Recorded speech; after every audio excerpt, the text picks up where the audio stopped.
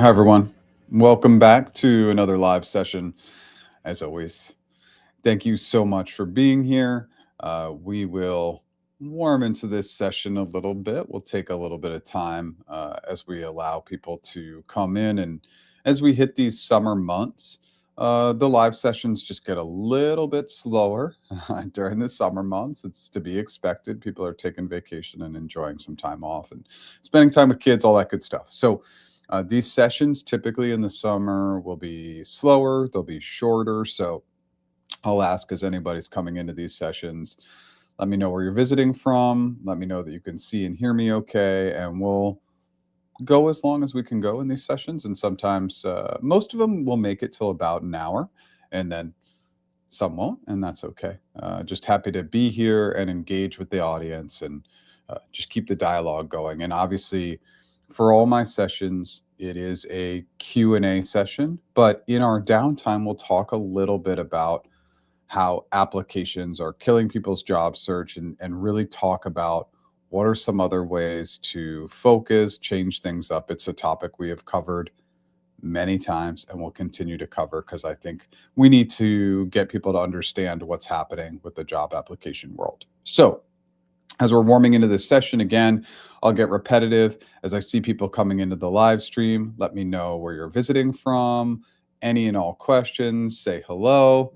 It's always nice to have those warm and fuzzies and know that people can see and hear me. Okay, that's always a good start to these live sessions. So let's quickly go backwards before we go forwards. Hey, Liz, thanks for being here and thanks for letting me know we're live. So yesterday's video. So this is just such a common question that I tackled. So a lot, obviously, I do a lot of Q&A videos. It's the most requested item that I get is to do Q&A, and now I actually track the numbers, and we're at about 90 Q&A videos on the channel. So there's just tons of Q&A, and obviously those are scripted answers. They're pre-planned. They're incredibly robust. They're perfected, so that we can have that ideal answer and target going after that ideal answer. So yesterday's video focused just on a program manager question. It's a very common question they ask at Google, but it was even validated in the comments. Somebody said, hey, at Microsoft, I got almost the same question. And the question is about, it's really a question of reprioritization. And so it's really common for big technical companies and companies in general to ask about your approach when things need to be reprioritized. And in this case, it was about taking a timeline and reducing it and keeping it within budget, scope, resources, et cetera. So these questions of changing priorities are probably going to become more and more common as we look at automation and trying to do things faster. So if you haven't had a chance to check out yesterday's video, definitely just take a moment, check it out. The hypothetical answers are so crazy robust because I'll always go through 3 very robust solutions. And so they can feel like a lot and it can feel like, wow, I would never come up with that answer. But when you're ideating off of framework concepts, it's usually relatively easy. And I just want to mention one other thing. I know I'm warming in slow. This is intentional. I want to see if more people join the live stream, but we at Practice Interviews have a systems-based thinking model that is backed by cognitive psychology, meaning there is no guesswork. There is a reason why across the globe people use the STAR, CAR, or PAR method for answering behavioral questions. There's a reason, because a system works. It works to keep us organized in job interviews. And so this missing piece of the puzzle globally is, how do we answer hypothetical questions?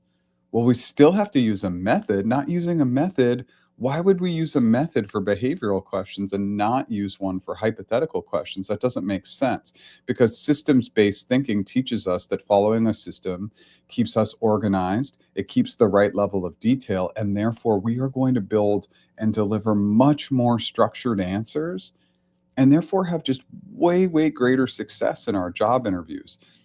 If you are going in and you do not have a method or system for answering common questions, behavioral questions, and hypothetical questions, well, it's likely that your competition does, or at least one competitor does. So Let's always follow the model. And obviously, everybody knows I love the CFAS model for hypothetical questions: clarify, framework, assumptions, solutions. Okay, before diving in, we're 5 minutes in. And again, I'm intentionally going slow. We have a small audience today, so I'm just trying to warm into it a little bit. We'll have people come in and drop off pretty quickly. That's also very, very common for live sessions. So if this is your first time here, my name is Jeff H. Sipe. We are pushing people to use app.practiceinterviews.com. Why? Because it's free.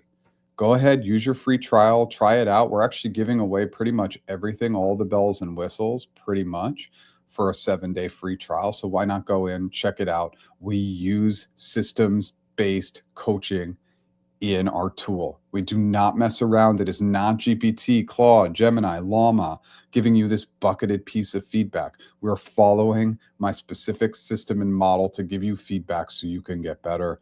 I'm still doing one-on-one practice interviews, one-on-one negotiation coaching, and one-on-one strategy sessions. That's mostly resume and LinkedIn, and a little bit of networking as well if people need it. Still have our interview mastery course, all updated for AI. Late last year, so we're really happy with that lift.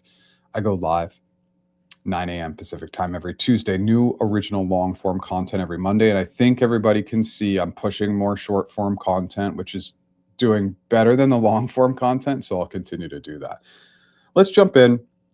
We don't have much going on yet. So again, the whole focus of this live session is we're going to do a general Q&A, and then applications are killing your job search. We need to talk about it.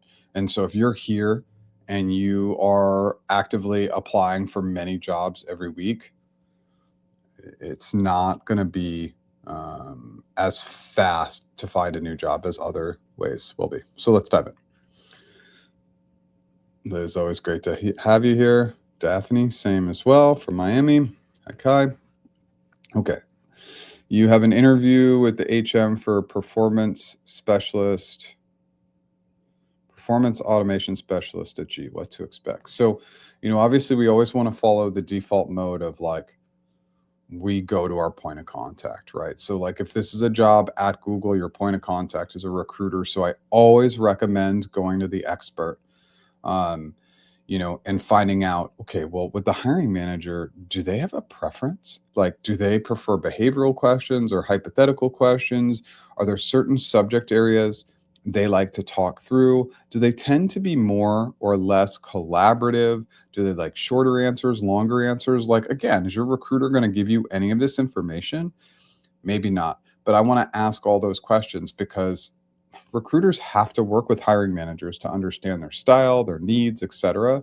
And surprisingly, sometimes recruiters will give us more information than we expect. So that's my number one recommendation. Now, performance automation specialist, really what you want to be thinking about with the hiring manager at Google is both behavioral and hypothetical. What have you done in the past to show that you can do this role? And then hypothetical, how would you, what would you, I want you to imagine, get in that mindset of trying to understand, okay, what exactly does the role require? How have you done it in the past? And again, forward thinking, how would you do it in the future?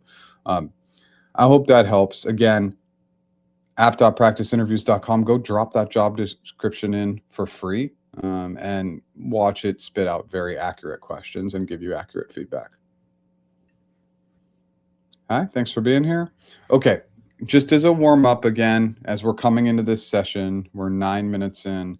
The summer live sessions are super, super sleepy. Okay, it's just going to be really slow. So for anybody who's here and watching, anything we can do to increase engagement, which means questions and interacting from the audience, is fantastic. And we will simply go as long as we need to go in these live sessions. So sometimes that's an hour. It's almost always an hour. We somehow find a way, but I feel like these summer sessions might just be a little slower. All Q&A is welcome, and we'll talk a little bit about why applications are killing your job search in our downtime. Liz Myers. Liz, okay. I'm curious. If applying is not the fastest way, what is more effective? Does this vary by job function area? I mean, the roles I'm seeking usually require an online application. 100%, Liz. The problem is, and I'm actually going to call it a problem because I think we're past the challenge word, which is really positive. The problem is that have job applications been successful for you? And again, this is just like, let's sit back, let's have an honest moment and say, like, how many offers have I gotten to through applying for jobs? Of course, you're going to have to apply at some point, but the application process should be a secondary, meaning that you apply after you've been referred, or you apply after you've networked in, and this is just a part of their process to get you into the interviews or get you into whatever that first stage is, an assessment, anything it might be.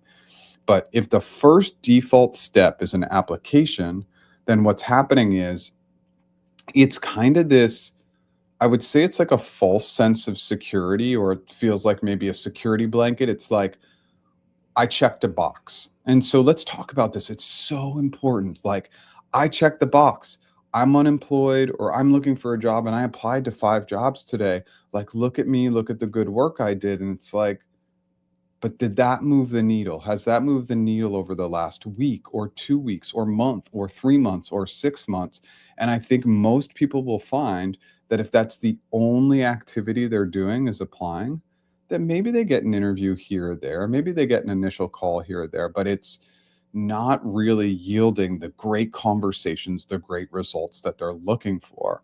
And so, yes, at some stage, the application's the secondary, because it's a validation that the point of contact has asked you and they've said, hey, we're interested. Now we need you to go fill out an application. Again, referrals and networking are the 2 best ways to get that first step done, then submit the application. And obviously, we'll talk more about this in this session.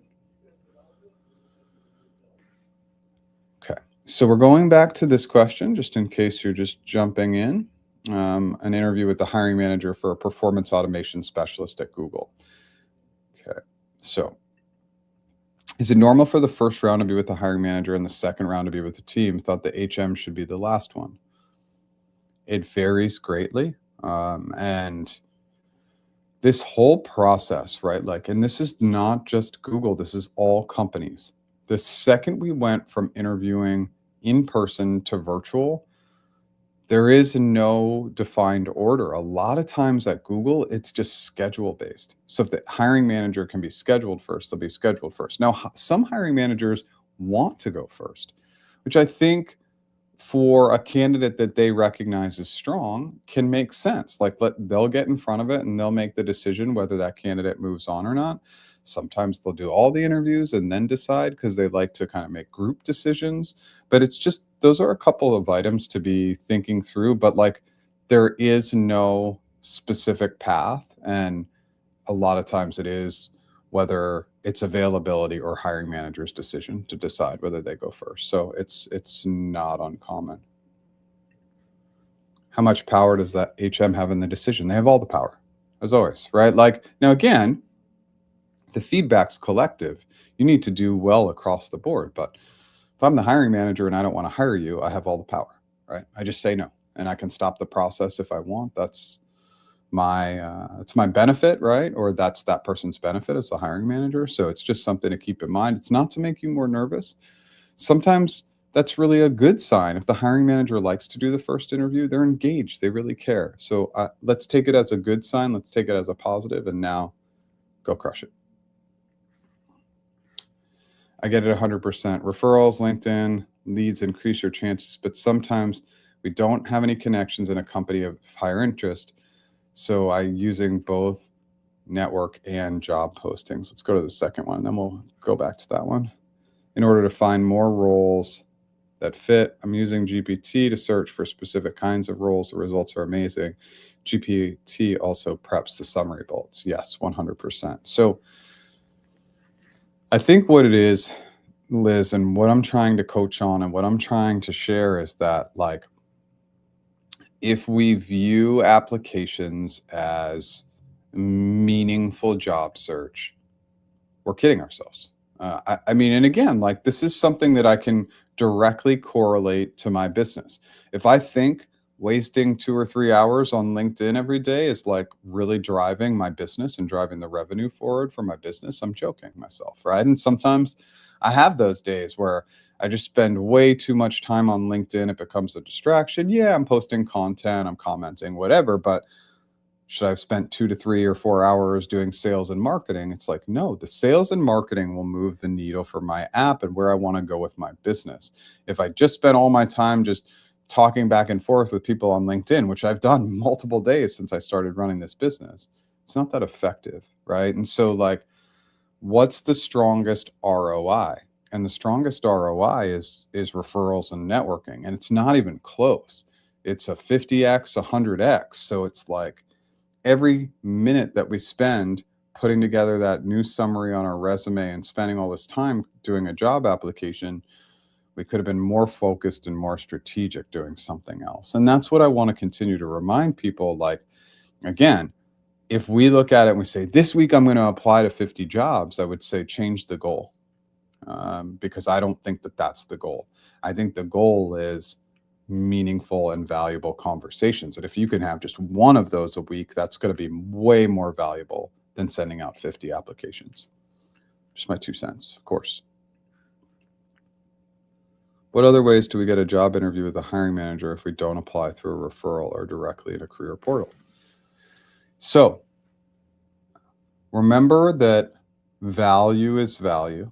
And we live in a world now where creating value is candidly much easier than it's ever been, right? So you get in the door by creating valuable content, and valuable content can be given to everybody or can just be given to one unique individual.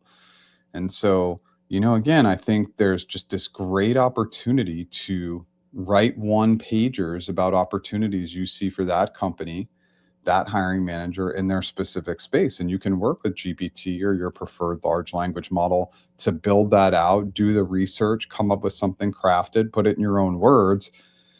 And yeah, that one pager might have taken you a day before. Now with an LLM, maybe it takes you 10 minutes or 15 minutes or half an hour to work and craft something really beautiful. And if you just did that 3 or 4 times a day, then all these potential hiring managers would have these one pagers with all this great information, as opposed to just reaching out to them and trying to get referred and not really providing anything of value.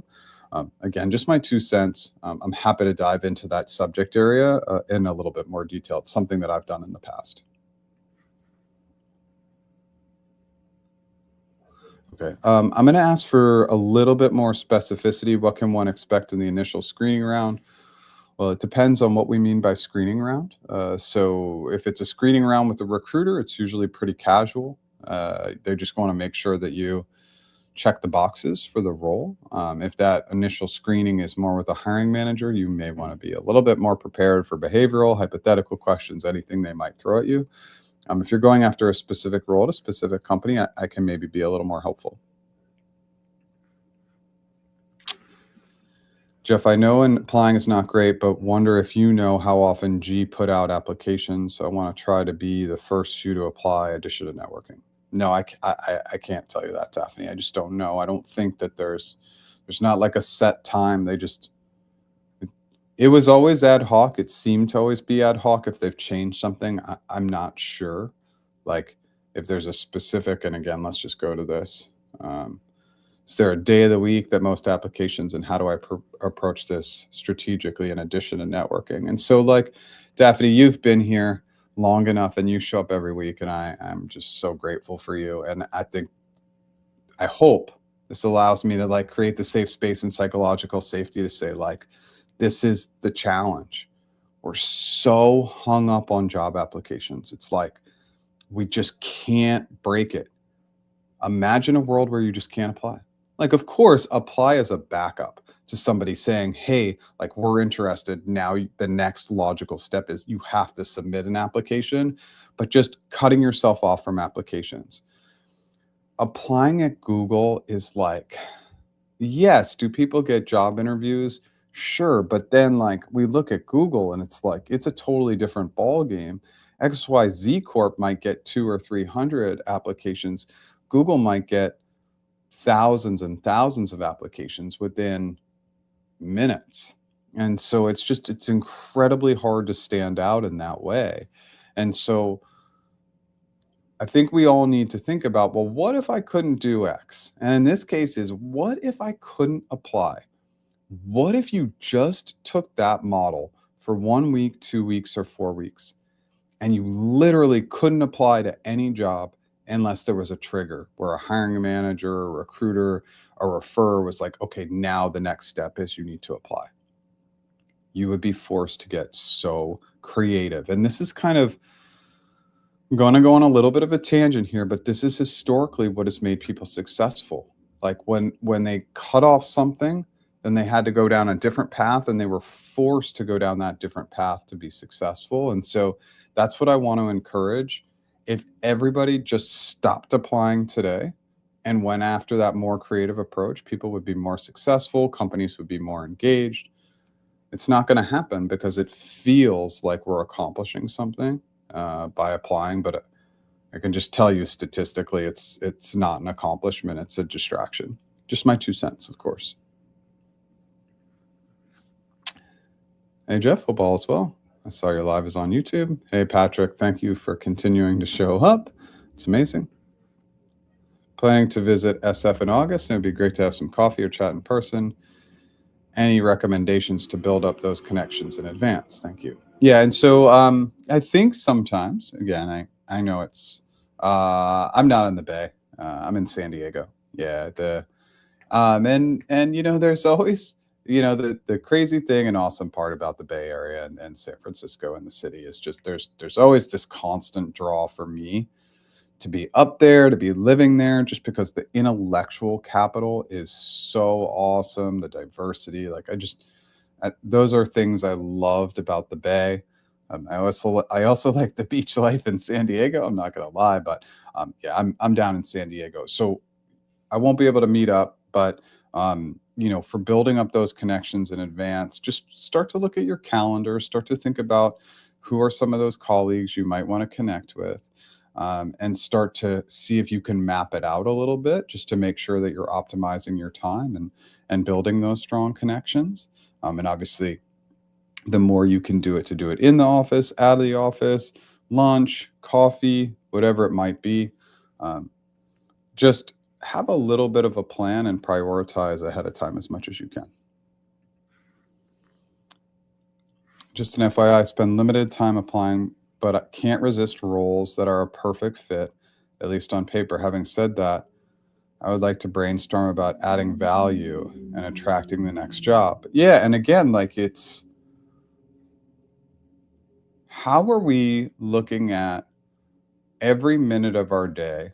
Our most valuable commodity is time, right? And trust me, I'm probably one of the least efficient people you'll ever meet. I just overcome it by working way too many hours, and so that's how I overcome my inefficiencies. But we look at our time, and so like Liz, for you, as you're thinking about job search, you're thinking about the tasks that will get you closest to the next job. And so any task that's not going to get you close to that next job, you're asking yourself, or should be asking yourself, how is this time valuing me? And so like again, if I'm looking at my business, and this is the way I understand the world, is if I'm not doing a revenue generating activity, something that potentially could generate revenue, it's not a good activity for me. So if that's not sales and marketing, if that's not building and delivering content, including going live now, but it all is about pushing the revenue. And of course, I hope that while pushing the revenue, like the content creation, well, it's providing value for people who are not spending money, because 99.9% of people who ingest my content don't spend anything. But that 0.1% is good. Like, and I appreciate them and it's great. But what I'm doing right now, this live session, do I look at this as valuable every week? I do. It's a way to interact with the community. It's a way to have people see and hear me. And so like, do I actually correlate this to being a strong revenue generating activity? I do. So I know that was a tangent, but that's the piece with applications.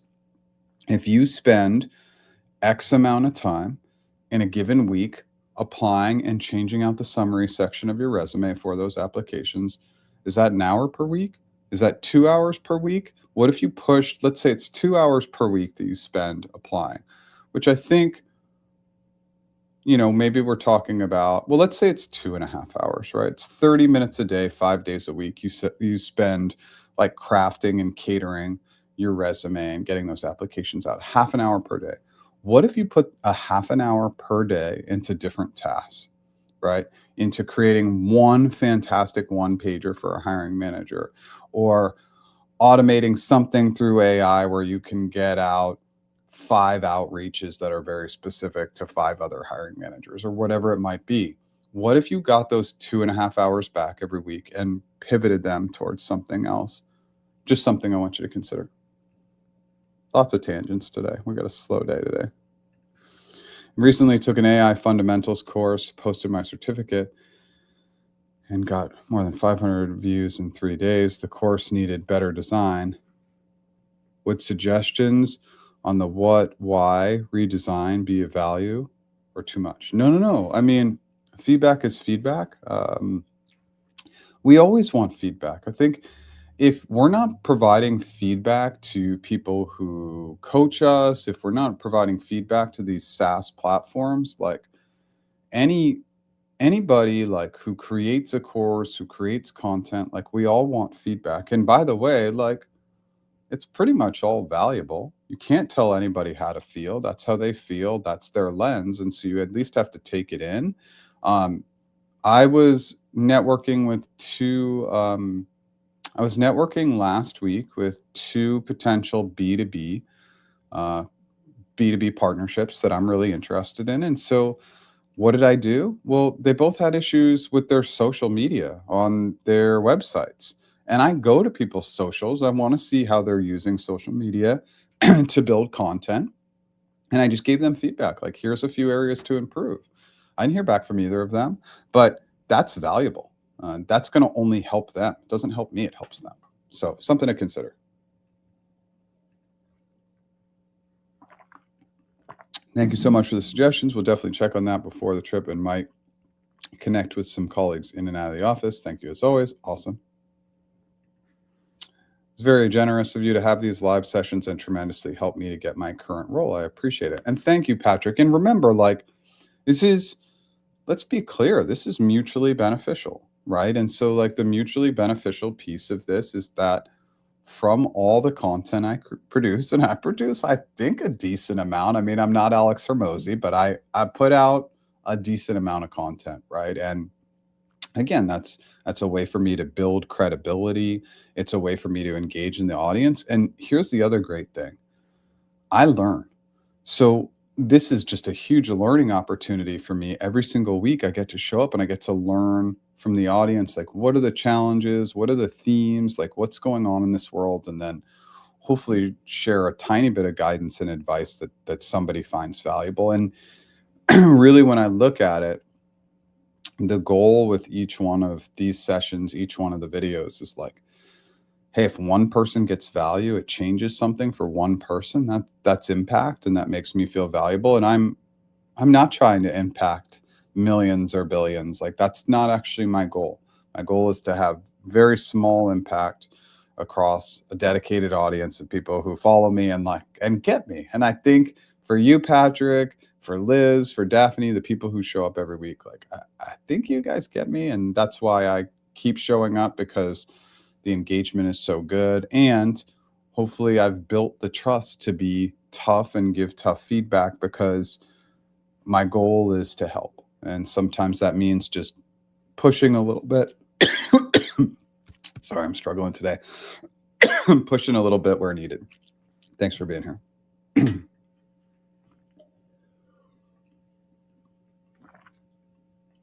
Patrick, I appreciate you coming on consistently as well. Still buzzing about last week's suggestion, feature video elevator pitch, plus online AI learning and networking. So, sorry, everybody. I don't know what's going on with me today.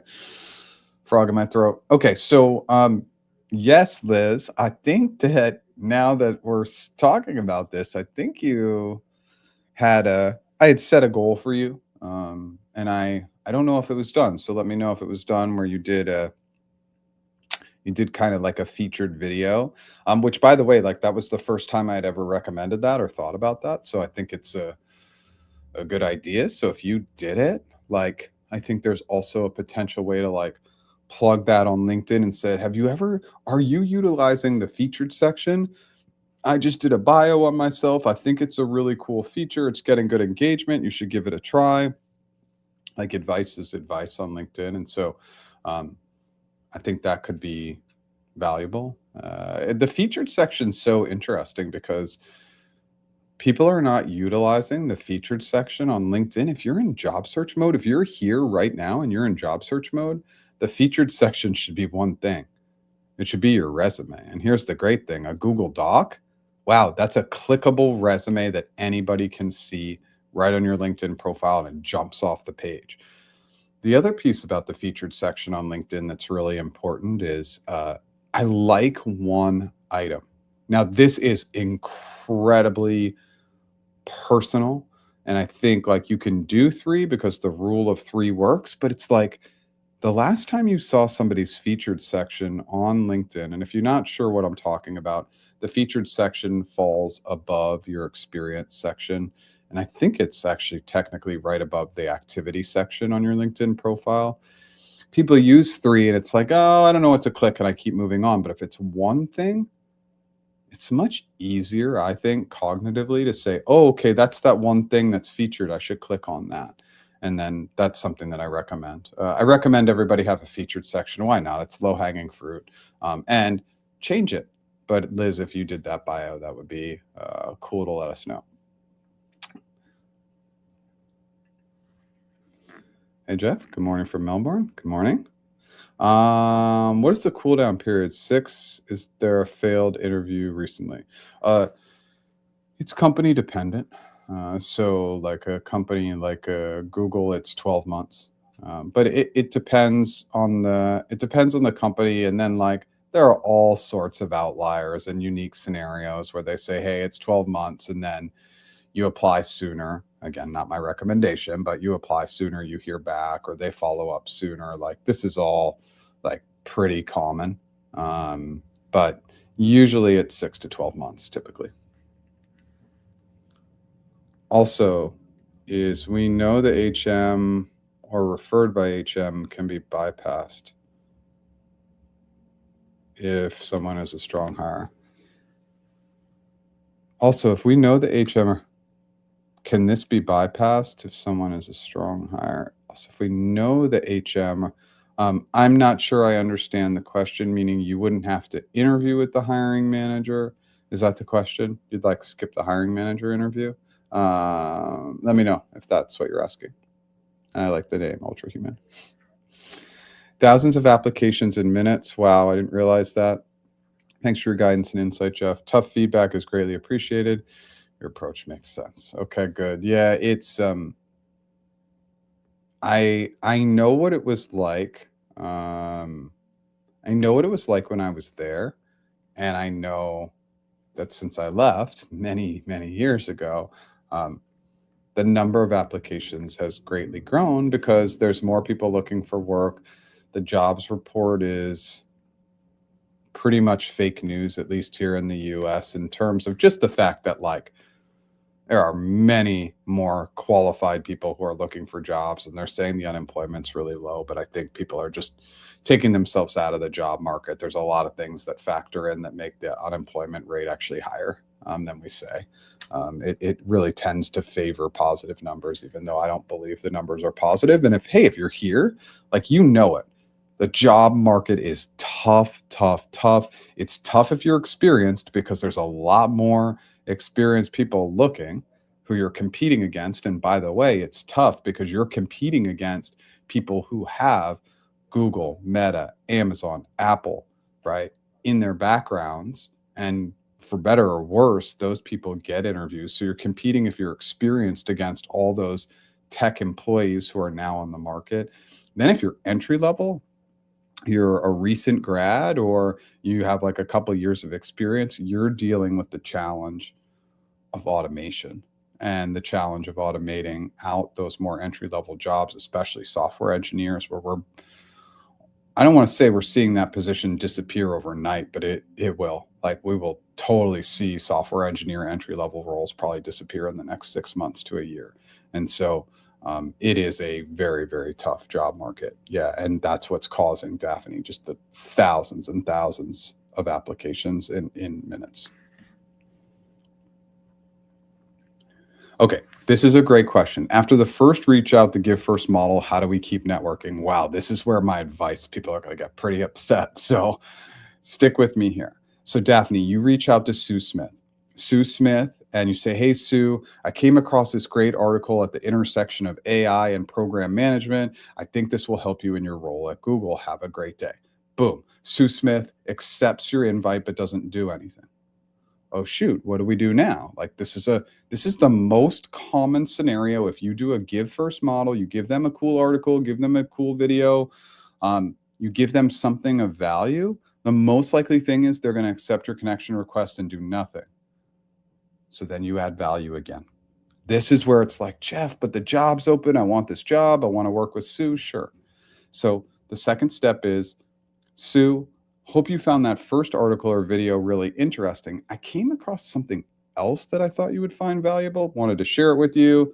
No engagement. And then the third time. Now, if you're connected with Sue, you can add attachments in your messaging. So maybe this one's more of a one pager and you give value there.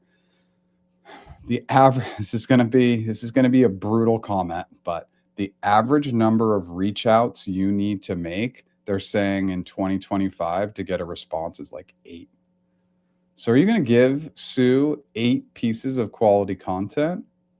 Maybe, maybe not. And maybe at some point you need to transition all the giving to an ask, but I want you to give at least a few times first. So what does that mean, Daphne? It means that my approach is definitely a long-term approach.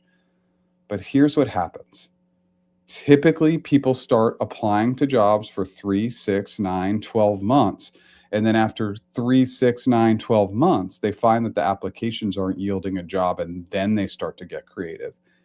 If anybody who's watching starts this process now, think about all those reach outs, all that value that would have been given over 3, 6, or 9 months. There's just no way that one or multiple people aren't coming back to you and saying, how can I help you?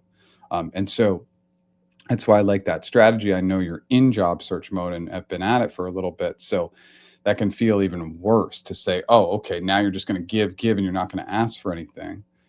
And we just need to recognize that somebody's going to ask how they can help you. But it's definitely, the giving first model is tricky because it's a longer form model, and you're going to get somebody who's going to ramp up that speed quite a bit. It's just it's almost a guarantee, but it's tough. I get it.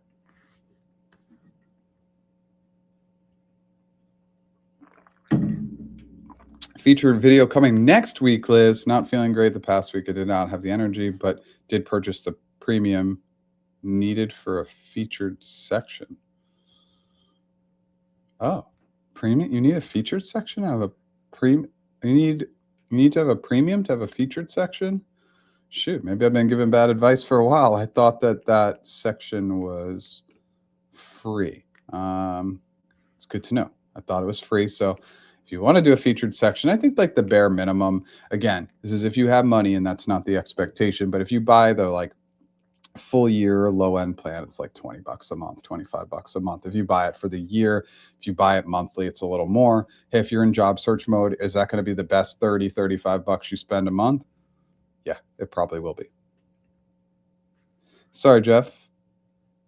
I pressed enter. And in a cooldown with G is if I was referred by somebody who's in the team or the HM directly, I think it's, I don't know, can the CD be bypassed again? I'm not sure I understand what that means. But yes, I mean, like, there's just no, like, when we hear cooldown period, It's only a cool down if, like, there's no engagement on their side, like, you have to do all the work, like, you didn't interview well, then, like, yes, a 12-month cool down is very typical. If there's lots of like or similar roles, you're referred by the HM, the team likes you, then obviously that cool down is just sitting on your end, and there will be other opportunities, and it doesn't mean you can't press for something sooner. It's like you tell me it's 6 to 12 months cool down, maybe I don't listen to you, and I just keep trying and keep pushing. I hope that helps. I want to add +1 for my application of your coming on YouTube consistently, Jeff. Type that poorly.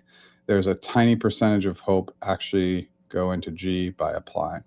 Yeah, it's a Google, the percent of people who land jobs at Google through applications, it's probably under 1%. Yeah, I mean, so like we're looking at an under 1% model. We got to get referred or network in. It's the model so lean. And of course, there are going to be people who show up in these live streams, and there are going to be people who get interviews based off of application. Sure, because the numbers will show that enough applications, somebody's getting in there through an application, but it's statistically not very high. Hey, Jeff, interviewing with Meta, and they've been upfront about the budget for the position. How would you suggest negotiating comp in this scenario? Okay, let's talk about Meta, one of the most difficult and challenging companies to negotiate with now and over the last couple of years. So here's my strong recommendation. They have been frugal, I think it's the best word, on the equity component of their offers. And basically here's what's going to happen. You're going to get the job with Meta, and you're going to start the negotiation process, and they are going to tell you this exact line. Here's the offer. We cannot move the offer without data. And here's the thing that I want to uncover with you. They can move the offer without data. You just need to push. And so let's say they give you 100 grand in equity. You say, hey, I want 200 grand or whatever it is. And they're going to say, well, where's the data? Then you just keep pumping them with online data, with research data. You just hold. You'll get more. It won't be a ton more, but you'll get more. But people just give up with Meta because they're like, I don't have that data. No, you don't always have data, but you just need to push. And usually they'll move a little bit. That's my strong recommendation. When I get negotiation clients and I see Meta, I'm like, oh boy, here we go. And that's the strategy we use. When we don't have data, we just push, and we always move the needle. It's never a ton, but we're always able to move it. So just something to keep in mind. Just push like a crazy person, and you'll be able to move the needle enough where you'll find value in pushing back, try to provide online data, etc. I hope that helps. Jeff, I wanted more clarification. Let's say I'm a GCA or leadership round with the HM asked, what would be your elevator pitch to a CEO to come to ads? Do we use STAR or CFAS? CFAS. What we're really looking for, questions that start with what sometimes can be behavioral, but it would have to back that up. What did you do in X scenario? But almost all what questions are, if it's what will be, what would you, will be, would you, how would you, it's all like prefacing, okay, like what's going to happen in the future. And so that's always going to be CFAS. If it does not actually say, tell me about a time when, give me an example of, what did you do in X scenario? Use CFAS. It'll work. And especially when we talk about Google. Other videos, a nice bottle. Yes, I have mine. Oh, shoot. I hope I didn't hit that mic out. Yep, I got all my stickers on here. And so my wife started with one, and then I joined the scene. It's a old water bottle, but it has made it through many years with me, and I stick with it. Thanks. In autumn typically has more action in terms of job search. What are the best things to do this summer to get ready? And how would you structure your July or August? I would remove that idea or concept, Liz. Yes, absolutely. June and July are slow. Actually, August usually gets to a pretty quick ramp because really, as you look at Q4, they're ramping August, September, October. And then as we get into November, December, things slow down. So August is actually a pretty busy hiring month typically. People are coming back, they're getting in the flow. Now, maybe it's the second half of August. So I would just keep the same strategy. Do not deviate from the strategy because it's slow. Just keep getting after it because the job market's thinning, right? Like it's just going to get slower and slower, more competitive, more competition for less jobs. So I would just say get after it. But I love a plan. So however you're planning, um, create that plan, stick to that plan, and have daily, weekly, and monthly goals. Hey, Boone from Singapore, going for an HM round for an account strategist role with the accelerated growth team. Any tips? Yeah. So probably have seen my account strategist video on my YouTube channel. If you haven't, just type in account strategist interview and you'll see it. I mean, account strategist roles are all about behavioral and hypothetical questions. So in the behavioral side, tell me about a time you helped grow a client or help them achieve X. Tell me about working with a challenging client. Tell me about a time a strategy didn't work. And then how would you build up an ad strategy for a new client, existing client? How would you help an upset client? How would you change customer satisfaction from 80 to 90%? So it's very, very client based. It's heavily focused in on how you work and communicate with clients and how you prioritize, and a big piece of the puzzle. When answering hypothetical questions, make sure that you are remembering your internal colleagues.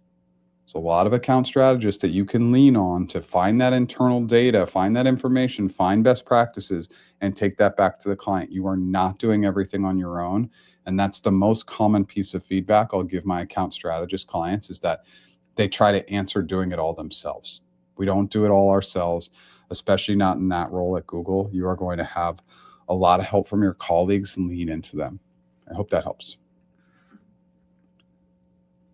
5 to 8 reach outs. Okay. You challenged me to do 50 reach outs. Couldn't last week, but I will this week.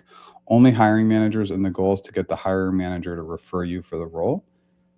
Yeah. I mean, ultimately, sure, Daphne. And I focus in on hiring managers because, especially if we look at recruiters in big technical companies, they just get hammered. LinkedIn, I would get hundreds of LinkedIn requests per week. Hundreds. I mean, and then just the messaging is very, very lazy. So it's like, get me the job at Facebook. And I was working at Google, right? It was just so the recruiters get so inundated, especially big tech recruiters on LinkedIn, that they shut down. They almost have to. They just can't and will not see all those messages. And that's why I like hiring managers, even though they're on LinkedIn less. So of course, if somebody's totally not active on LinkedIn, then pick another approach. Again, this is a budgetary item, but one of the best budget items you can spend your money on. It's $100 a month. It's not a small number, but Contact Out. Contact Out gives you the email addresses and phone numbers of these people. At this point, we can probably just be using free GPT or Claude and be dumping their LinkedIn profiles into one of those systems and asking it to kick out a phone number or email. That might work as well. Yeah, thanks for being here. Singapore, it's been, God, when was I last in Singapore? It's been like 7 years since I was there, so I gotta get back sometime soon. I loved it. Jeff, how does your typical day look like? Asking from a career coach perspective, from a YouTube perspective, have you ever thought about giving vlogging a shot? No. One of the things that's interesting, and obviously I share a lot of my personal stuff on here, but I think there's a misconception, maybe a little bit, that YouTubers love being on camera, which I don't love being on camera, but it's part of the process. And obviously, the more time you spend on here, the more comfortable you get. The first live sessions, I was freaking out. I thought everything was going to break down and go wrong. And by the way, in the 200 plus live sessions, a lot has gone wrong. I always like to reference the fire alarm live where I was living in a high rise and the fire alarm was devastating throughout the live and I kept going. But like mic issues, internet issues, all the issues have come up. But vlogging, I don't know. It's a great question. Maybe not right now, but maybe in the future. Would G ask technical questions during the HM round for a client-facing role, e.g., how would you grow the media plan for your client from 0 to 1? From 0 to 1, or how well do you know Google Ads? Yeah, I think both of those. I wouldn't call those technical questions. I would call those role-related questions. How well you know Google Ads? That is one of the how questions where you can answer in a really straightforward way.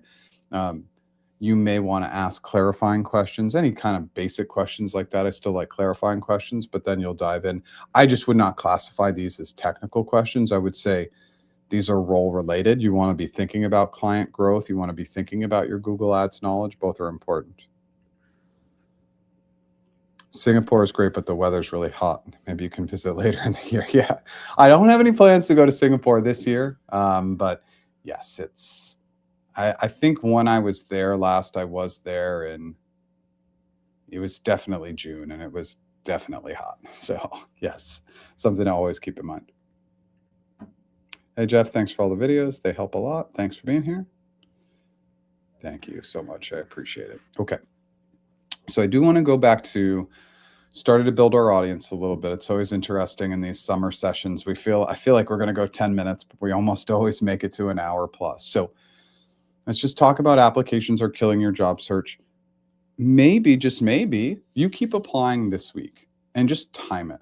I don't know. Maybe you have a running stopwatch where you start looking at job applications and you go through it, you stop, you walk away and just see how much time you're spending just applying to jobs, how much time you're spending updating your resume, going through the application, adding a cover letter if they request it. I think cover letters are totally unnecessary, but if they request it and sending one, and how many hours you're spending this week and this week only, and starting from this moment, and maybe you're already at Wednesday or whatever it is, just take that amount of time.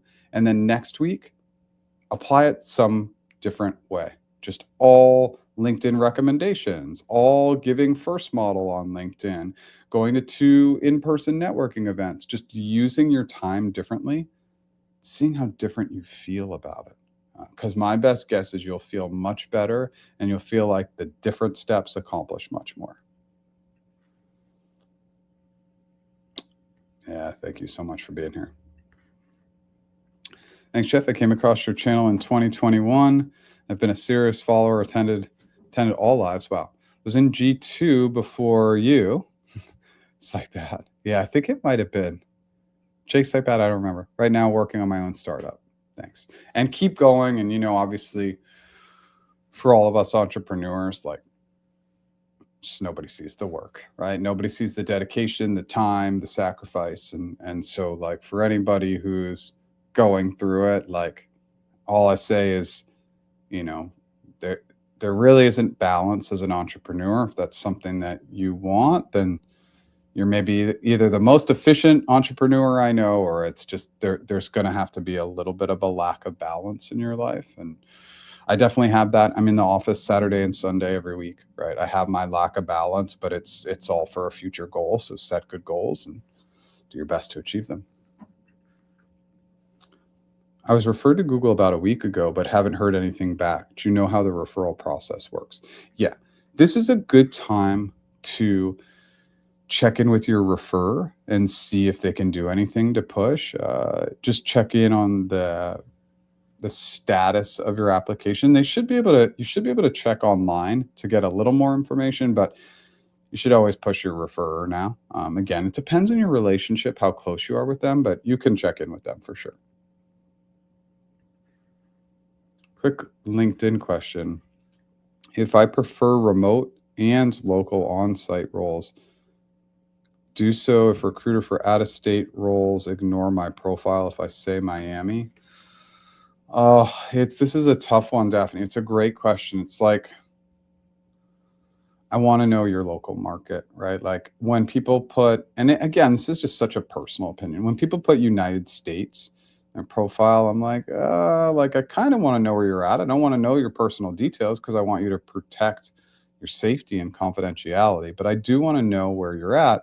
Now, of course, for anybody who's open to work, use the open to work banner and use the LinkedIn background photo as a way to create a call to action. So looking for X roles open to Miami and remote positions, and check out my resume in the featured section below or in the about section below, whatever you want to do. But I like that you have your location on there. Sometimes, like when recruiters don't know, they're going to default more to reaching out to you when they do know, as opposed to when they don't know. But again, that's just my lens. I don't know that all recruiters would agree with that.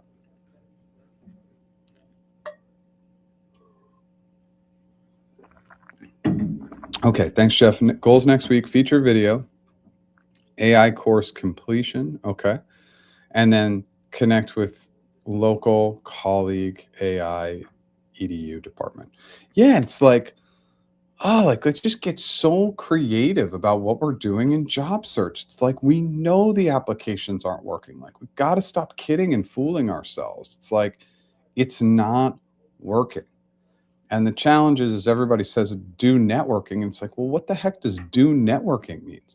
Well, give first model on LinkedIn, share a cool article, share a cool video, LinkedIn recommendations for former colleagues to rebuild some of those connections, doing more local community service events, in-person networking events, doing anything that's going to move the needle there. Like getting out from behind the computer. I was in Philly a couple of weeks ago for a college conference, and it was like such an amazing experience to speak to human beings face to face, something I've rarely, if ever, done in my business. And I realized, wow, sitting behind my computer and doing everything via email and LinkedIn reach outs really isn't the most effective way. And so I got to practice what I preach a little bit too. Hey, Jeff, I was referred to Google, and all 3 jobs I applied to got a response from a third-party agency that I was not selected for the interview. This is the second time. How do I get a phone interview at G? Okay, well, so here's the first thing. Like you're getting referred. Okay, so that is great news. And so my biggest piece of advice is I cannot exactly tell you how to get that first phone screen. What I can do is to tell you to lean into your referrer as much as possible. And sometimes we don't have we're not besties with the person who's referring us, but just to lean in.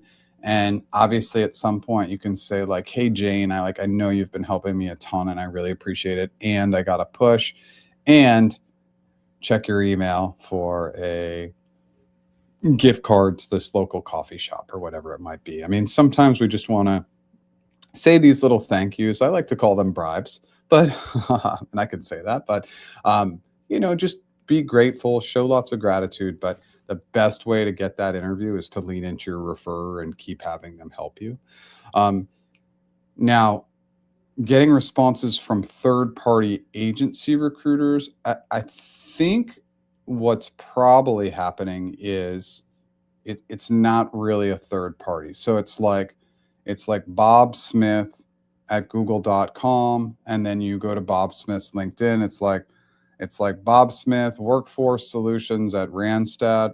Bob's actually at Google, but Google, because he's a contractor, doesn't allow him to put Google on his LinkedIn profile. But those contract recruiters at Google are sitting next to full-time employees. They have access to all the same things. And if you're getting referred, it's not really a third-party recruiter. It's going to be somebody who's working there internally. They're just a contractor at Google. And this is very confusing, and Google actually makes this much tougher.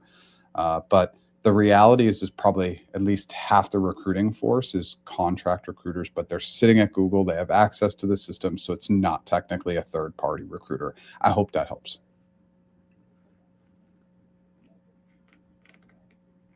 Do all applicants get Google's hiring assessment, and any tips on this? Yes. Anybody that they show any level of interest, it does not mean they'll give you an interview, will get a GHA. Answer from a morally correct perspective, and that's all they're really looking for. They're just not, they're looking for any things that are flags. And then consistency. If you say one thing, just say the same thing again. But the GHA it's really a moral assessment. They just want to make sure that the way you look at the world aligns with them. And hey, guess what? Was the GHA presented at the worst possible time for Google? Absolutely. Because some of the things that they've done maybe haven't been morally correct, right? And it's just something to remember about these big tech companies prioritizing profits over people. And like it doesn't mean we shouldn't try and go after these companies. Of course we should. They pay us well, the brand's valuable, it can really set our lives up for success, set our families up for success. But it's just interesting that they've added that at a very curious time. So, but yes, it's a Likert scale. So it's going to be strongly agree to strongly disagree, and just go with your values, go with your opinions, and stay consistent, and you'll do fine. You'll pass. Thanks for being here. Okay. So we actually kind of built up a good audience throughout this live, and we're kind of hitting our peak audience numbers. So I don't want to jump off. So I'm just going to linger a little bit, see if any additional questions come in. And if we get slow, I'll be moving into wrap up mode here in a minute. But applications are killing your job search. I did not come in with this mindset, but like, let's just collectively think about how much time per week are we spending applying? Then the following week, no applications, and just transfer that time into just straight networking, giving first on LinkedIn, writing LinkedIn recommendations, and doing like maybe one face-to-face event.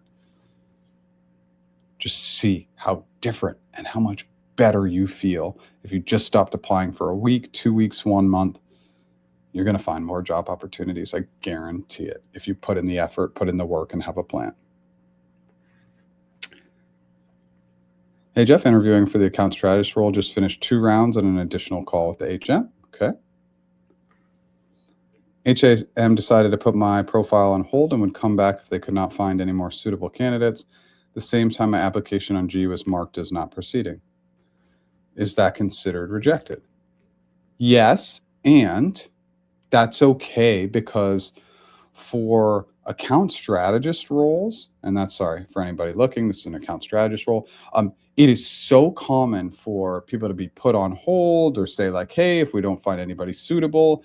It's a high churn position. It's in general, we call this an entry level position. Entry level in the sense that it's usually like a 2 years of experience plus. Some people have much more than that, but 2+ years of experience. So it's more entry level. High turnover, high churn, just because it's an entry level role, not because of the type of role. And so positions are constantly opening up. So have a follow-up plan, right? So like maybe you just reach out to the hiring manager every few months and remind them and say, hey, it's Thomas. I'm still out there. I'm still intrigued and interested. And by the way, I wanted to share this cool article with you on this new trend that's happening in the ad space. So just stay organized, stay on top of them, keep reaching out. But what I find with these account strategist roles is they get put on hold and then something opens up. And so if they liked you, which it sounds like they did, there's probably going to be a future opportunity. Rejected for now, but it's definitely not a stopping point for these roles. I'm currently working in finance and want to switch to tech sales. I'd like to start posting on LinkedIn about it, but I'm unsure if it's a good idea since all my coworkers are connections. I just think that if a company or like your coworkers or anybody flagged that you were posting content that was valuable for the community and asked what you were doing, you would say, why do you care? Like, why does it matter? Like, why is it important? I'm posting on content that I care about. Like, if a company is going to look at you or poke at you for that, like, I know we got to keep our jobs in today's economy, but that's just a ridiculous thing to get upset at somebody about. And so I think there's a lot of paranoia about what we do on our LinkedIn profiles. I just say, don't worry about it. Let's just get after it. Nobody cares. And I say that with the idea and concept that like most people are so focused on themselves. They don't care about anybody else. And that's okay. That's how our brains are wired. That's like very old school, like a protectionism. It's a protection for us, and this is backed by science. So I would just say I don't think people care that much about what you're doing on LinkedIn, and get after it. Or I wouldn't worry about what they think. If they start saying negative things, that's just a huge, huge flag. What is the next step post GHA? How soon are updates provided? Neither of those questions can be answered because there's absolutely 0% consistency in both those items. After the GHA, they either put you into the interview process or they don't. And just because you pass the GHA doesn't mean you'll get interviews. And how soon will you get updated? Sometimes in hours, sometimes within days, sometimes never. Yeah, that's a pretty poor process. Yeah, so you just got to sit tight. But if nothing happens, they will let you know if you passed or not. But sometimes nothing happens after that.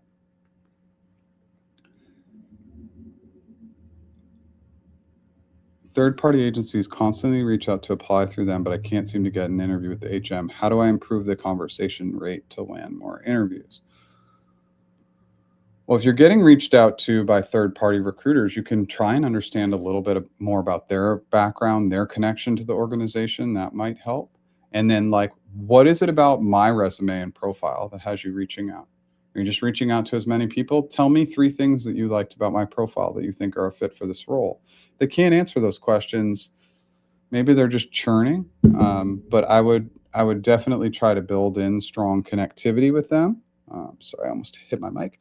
But those would be some of the questions I would ask. I can't really say what's going on in there and that they would keep reaching out and not pushing through, but like, what interests you about my background? Tell me more about the roles. And if they like try and keep things confidential, that's a huge flag as well.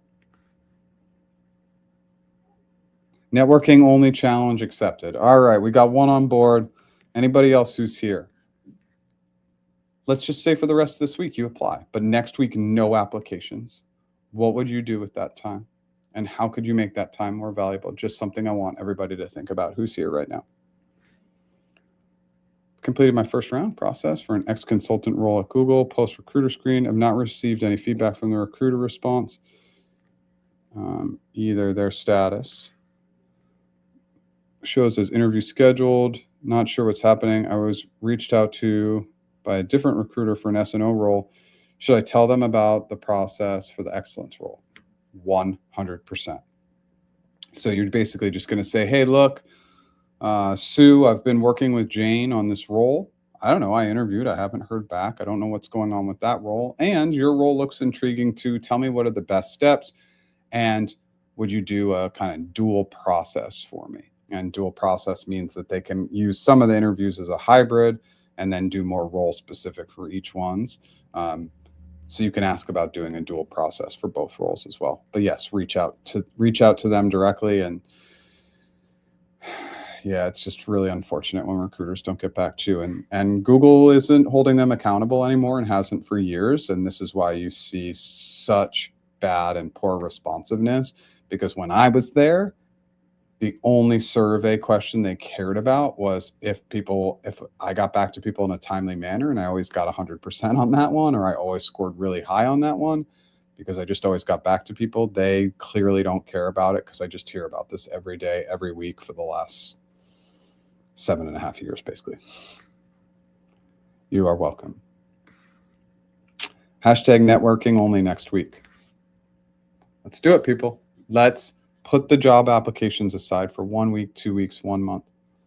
You'd be shocked at how much farther and faster your job search goes when you're forced to be incredibly creative. All right, I think we had a good stopping point. I'm going to go into my wrap-up mode, and if any additional questions come in, I am more than happy to answer them. If you haven't used app.practiceinterviews.com, it's a free trial. And we're giving you like basically all the bells and whistles in the free trial just to get you to get in there, try it, and see if you like it. And so you have nothing to lose. And by the way, if you've watched any of my coaching, we built the systems to sound like me. You'll laugh. You'll laugh when you see that feedback. It sounds like me. I'm still doing one-on-one interview coaching, one-on-one negotiation coaching, and one-on-one strategy sessions. We also have interview packages, all available at practiceinterviews.com. Still have that interview mastery course that's been updated with all those AI modules back in October of last year. I go live 9 a.m. Pacific, every single Tuesday, new original long form content every Monday. And I'm going to try and do a short every Wednesday, Thursday, Friday as well, because YouTube's prioritizing them. So I need to prioritize them. If you like what I did today, smash that like button. If you've never subscribed, consider subscribing. I'm going to answer these last few questions and hop off. Is recruiter sourcing reach out through LinkedIn high percentage? Should we be targeting that as well? Nope. No recruiter targeting. They won't get back to you. Just my 2 cents. You can, but I don't find it to be successful. Thank you so much, Jeff, for the guidance and valuable insight. You're truly amazing in sharing all your time and knowledge. I appreciate you, Daphne, for showing up every week. Liz, thanks for being here. Patrick, if you're still here, thanks for showing up always. And I appreciate everybody else who showed up today. I hope you found this time valuable. Come back. Let us know. I might throw this out on LinkedIn as a challenge, and let's see how many people come back and try not applying for 1 week, 2 weeks, or 1 month. Is it usually a long process between verbal communication and a written offer? The recruiter has been very good at communicating, but it's a week since he told me I passed HC. Ebony, okay. Reach out today, check in, just, hey, hope everything's going well. Just wanted to check in. That's all. Just make sure you do that right now. Thanks, Edward, for always being here. I appreciate you. And thank you, Liz. Okay, everybody. Hour and 10 minutes. I love it in the summer sessions. We definitely hit a good timeline. I'll be back next Tuesday at 9 a.m. Pacific. Thank you so much for being here. Very valuable insights. I will try networking for a week. All right, I'm going to throw something out on LinkedIn in the next half hour. Put out that networking challenge. Thanks, everybody, so much. I'll be back next week. Have a good one.